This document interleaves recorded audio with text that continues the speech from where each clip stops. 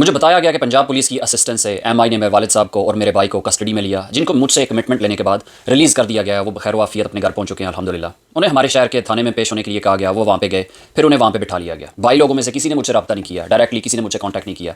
पहले मेरे भाई ने मुझे फ़ोन किया, फिर मेरे वालिद साहब ने मुझे फ़ोन किया और मुझे उनके कहने पे कहा कि अपना टिकटॉक का अकाउंट और वीडियोस डिलीट कर दो, क्योंकि पुलिस ने हमें बिठाया हुआ है और ये तब तक हमें जाने नहीं देंगे जब तक तुम ऐसा नहीं करते। मैंने अपने भाई से बात की, वालिद साहब से बात की, एमआई के ऑफिशियल्स के कहने पे या पुलिस के कहने पे मुझसे मुतालबात किए, वो मैंने रिफ्यूज़ कर दिए। मैंने इन्हें कहा कि मैं ताउन करूँगा आपसे, लेकिन मेरे वालिद साहब और मेरे भाई को जाने दें। आपने लास्ट वीडियो देखी थी, उसमें जो बात हुई, उस वीडियो में मैंने एसएचओ साहब को एड्रेस किया, क्योंकि तब तक मुझे ये था कि सिर्फ पुलिस ने उनको पकड़ा हुआ है। बाद में मुझे पता चला कि एमआई ने पंजाब पुलिस की असिस्टेंस के साथ उनको कस्टडी में लेकर रखा हुआ है, किसी लगी लिपटी के बगैर। जो मुझे फीडबैक मिला है, जो मुझे बताया गया है, मेरे भाई ने बताया कि पंजाब पुलिस ने, एसएचओ साहब ने उनके साथ अच्छी ट्रीटमेंट की है, कोई किसी किस्म की सख्ती नहीं की, खाना पीना वगैरह टाइम पे दिया उन्हें। सो मैं इसके लिए उनका शुक्रिया अदा करता हूँ, अप्रीशिएट करता हूँ। मैंने उस वीडियो में भी आपको बड़ी रिस्पेक्ट से मुखातिब किया था एसएचओ साहब, और अब भी मैं आपका शुक्रिया अदा कर रहा हूँ, क्योंकि आपने उनके साथ अच्छा बर्ताव किया।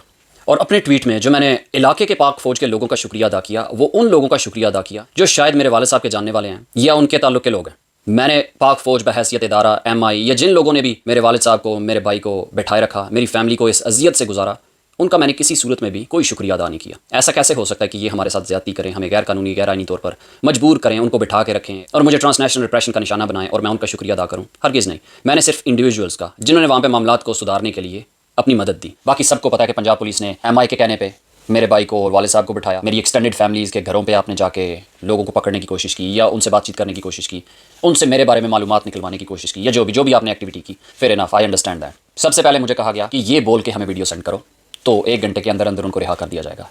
मैंने रिकॉर्ड करके वीडियो भेज दी। एसएचओ साहब वहाँ से चले गए थे, इसलिए मुझे अगले दिन तक इंतजार करना पड़ा। दोबारा वालिद साहब की तरफ से फ़ोन आया, भाई की तरफ से फ़ोन आया। इन्होंने डायरेक्टली मुझसे बिल्कुल बात नहीं की। इन्होंने वालिद साहब के ज़रिए मुझे ये ट्रांसक्रिप्ट भेजा, ये जो बयान नीचे लिखा हुआ आप देख रहे हैं कि इसे पढ़ के वीडियो बना के दो, अपना अकाउंट डिलीट करो। इसमें आप देख रहे हैं जो कुछ लिखा हुआ है। मैंने रिफ्यूज़ कर दिया था, मैंने कंप्लीटली रिफ्यूज़ कर दिया कि मैं ये नहीं पढ़ूंगा। मैं आपके साथ कोऑपरेट करने के लिए तैयार हूँ। मैंने आपके साथ तावन किया रात को, जैसे मैंने आपको कहा कि जो वीडियो आप डिस्कस कर रहे थे मैंने वो प्राइवेट कर दिया है। मैं मज़ीद भी तावन करने के लिए तैयार हूँ। चंद एक वीडियोज़ मैं गुडविल जेस्चर के तौर पर हाइड कर देता हूँ। ना मैंने अपना अकाउंट डिलीट करना है, ना मैंने वीडियोस डिलीट करनी है। माजी में जो कुछ हो चुका वो हो चुका, जो मैंने कहना था वो कह दिया।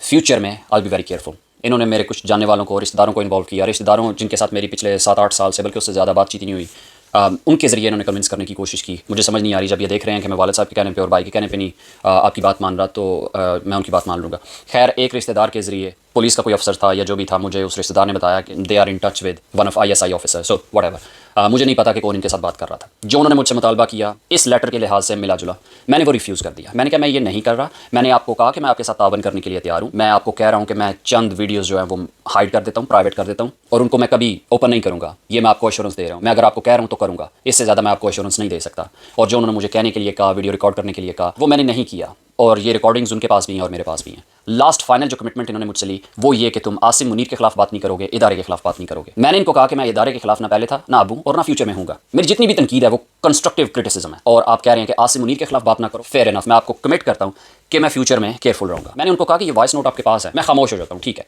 ये मैं कमिटमेंट करता हूँ, और आप मेरे वालिद साहब को जाने दें। इन्होंने मुझे ये भी कहा, इन्होंने मुझे कहा कि आप जो मर्जी करो, आप इमरान खान को सपोर्ट करो, जिस मर्जी इंसान पे तनकीद करो, चाहे पीपल्स पार्टी पे तनकीद करो, नून लीग पे, जिस मर्जी पे तनकीद करो, कोई प्रॉब्लम नहीं है। आपने आर्मी चीफ का और इदारे का नाम नहीं लेना। भाई की तरफ से, मेरी फैमिली की तरफ से ये दोबारा बार बार कहा जा रहा था कि जो वो कह रहे हैं वीडियो रिकॉर्ड करके दे दो। मैंने वीडियो रिकॉर्ड नहीं की। ये मैं कैटेगोरिकली कह रहा हूँ कि ये जो लेटर नीचे आप देख रहे हैं जो मुझसे बयान लेने का कहा गया, इस लेटर के लिहाज से वो मैंने नहीं दिया। मैंने कहा कि मैं कमिट कर रहा हूँ कि मैं इदारे के खिलाफ बात नहीं करूँगा, जनरल आसिम मुनीर के खिलाफ बात नहीं करूँगा। That's it. इसके अलावा मैंने कोई कमिटमेंट नहीं दी, ना राइटिंग में ना वीडियो में। कोई भी ऐसा बयान हल्फी या वीडियो प्रोड्यूस नहीं कर सकता। अगर होगी तो वो फेक होगी, क्योंकि मैंने नहीं दिया। उनको भी ये पता है। ये सब कुछ करने की बजाय इनके पास एक आसान तरीका था कि डायरेक्टली मुझे कॉल करते, अपने रिसोर्सेज को सेव करते। जो टाइम इन्होंने वेस्ट किया, रिसोर्सेज वेस्ट किए, जिस ऑफिसर ने ये ऑपरेशन कंडक्ट किया, ऑपरेशन शट मैर अप, उसको चाहिए था कि डिटेल्स निकाल ही ली तो मेरे नंबर पर मुझसे बात कर लेते। ये सारा कुछ करने की ज़रूरत ही नहीं थी। ये नेगोशिएशन हम 2 लोगों के दरमियान आसानी से हो जानी थी, और मैंने आपके साथ ताउन करना था, क्योंकि मैं आसानी से बात करने का कायल हूँ। I'm approachable। आप मुझसे रब्ता कर सकते थे, आप मुझे कहते, समझ आती है, I would have done that।